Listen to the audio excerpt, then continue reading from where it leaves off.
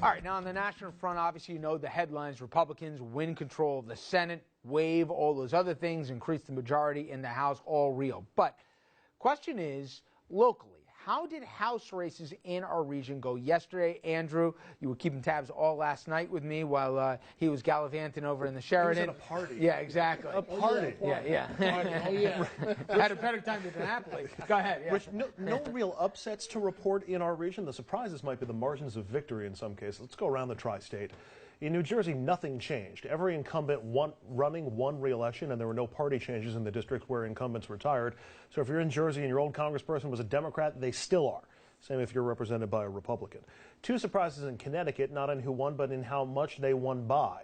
In Fairfield's 4th district, Jim Hines won re-election, but in a squeaker. Hines winning by just 4,600 votes in a district most thought he'd cruise to victory in.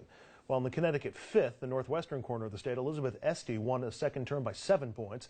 Esty represents Newtown. She was front and center in the failed federal push for greater gun control. In New York, a big loss for a veteran congressman used to winning close races like the one we thought he'd face yesterday. Tim Bishop's career representing Suffolk County in the 1st will come to an end. Lee Zeldin winning, going away in the end by 10 points. The other close congressional race in our region didn't go final until today.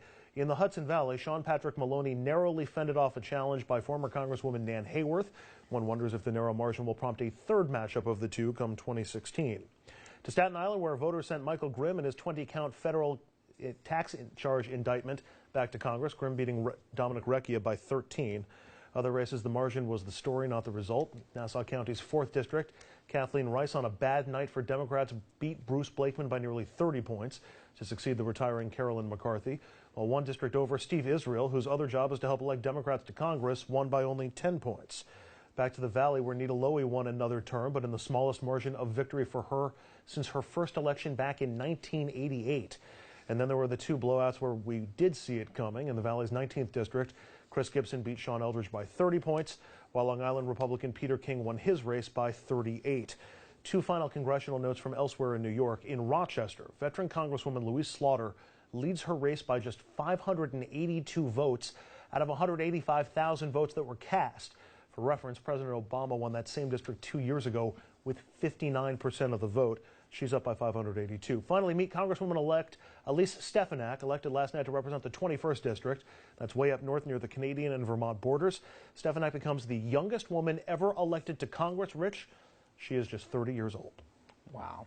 And it will age her. Okay, first off, Grimm wins. Now, I know we knew it was going to happen when we saw the polls going, and, Recchia ran possibly one of the worst campaigns I've ever seen, earning marble mouth as a thing. Mm-hmm. But, my gosh, I mean, you and I are the cynics here, okay? Let's keep the poor chairman out of this. He's got some leverage when he's looking at this 20-count indictment, doesn't he? Talk about how this usually works here. They know this thing's going to go in December. If he's going to say, you want me to go quietly? No jail time, no nothing.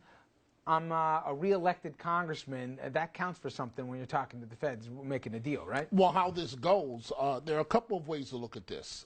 One, he's up against a tough case. That is Michael Grimm, recently re-elected against the feds. And he's up against a tough U.S. attorney that's being considered for the attorney general's job. So the feds probably got the goods on him. But after his re-election, he may decide to ride it out and see if he can win, or pre-trial motions, basically starting now, you try and cut a deal with the feds that basically says, Richard, as you well know, listen, I'll go away quietly, I'll take the conviction, but no jail time. So that is what we are looking at. And remember, you still have Malcolm Smith, the state senator, who's looking at the same situation. Although in Malcolm Smith's case, he is looking at the possibility of actually going to jail. Interesting how that plays out. One thing, Chairman, which we went up and down the valley, talked to all the candidates, and Gibson very proudly said, I'm the most moderate Republican, if you look at my voting record, and by impartial observers when they rated it.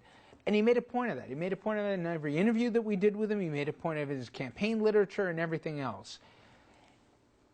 Some people run away from that. He embraced it. Is that kind of, especially if you're in a Northeast state, good politics to say that you're moderate? look, it worked for him, and he is. We have a terrific delegation now of 9 members of Congress, maybe 10 if we beat Louise Slaughter. And while the Democrats have 18 or would have 17. That is really very important for the people in New York State, considering that we now have a record majority in the House of Representatives.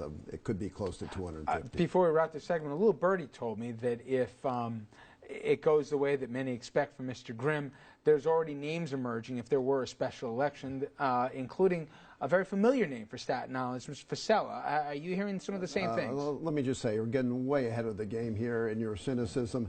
There's a political smell to this indictment, and its timing and the personnel involved and what the subject matter is. It was not about what the initial investigation was about, his campaign finances. I do remember that every Republican ran away from him. Nobody was with him. And by the way, he had a campaign staff of him, probably one other person. No money. No Republican showed up. No endorsement. I mean, so I do find it interesting that all of a sudden now he's a lot prettier than he was 3 weeks ago. We did not run away from him. We put out flyers for him. We did mailings about it. And he did a tremendous service for his constituents when he whipped together the majority in the House to get Sandy And he can throw a reporter over Island. a balcony better than anybody. All right. Threatened to. Yeah, thank you.